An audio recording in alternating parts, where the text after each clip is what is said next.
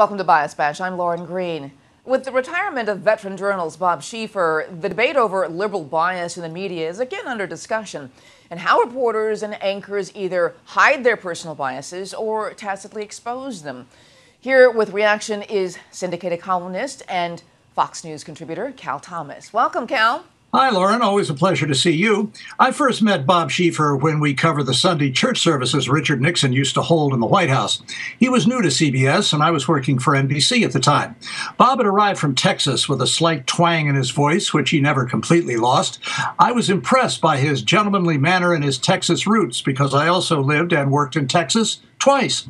Very few, though, rise to the top of the broadcast networks if they're conservative.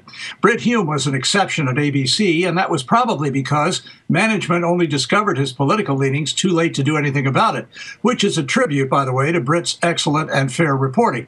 An examination of Schieffer's 46 years with CBS and his tenure as host of Face the Nation, as well as his work as a panelist on presidential candidate debates, reveals a decided liberal bias. This is reflected in the way he asked questions, disbelieving the premises and positions of Republican candidates to the point of arguing, and a much softer, how do you plan to save America with your superior ideas questioning of Democrats? Well, I exaggerate, but only slightly.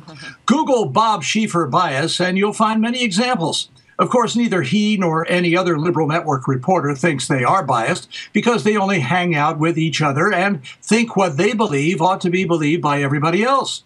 In his final week, Schieffer expressed dismay that there are now so many sources through which people can receive news. No wonder. Throughout much of his day, the three broadcast networks and major newspapers decided what is news and the slant to put on it.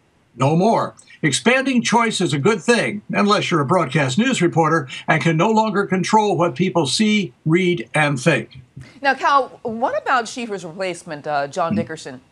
Well, John is another fine man, Lauren. At NBC, I worked with his mother, Nancy Dickerson, and was interviewed for the book he wrote about her. I'm sure he'll do a fine job. It will be interesting, though, to see if he reveals his political leanings or keeps them to himself by aggressively questioning Democrats as well as Republicans, as any real journalist should. Or whether he will, like so many others, including Bob Schieffer, be a cheerleader for Democrats and all things liberal. We're about to find out, Lauren. Well, I have one more question, though, but, can really any journalist be totally unbiased?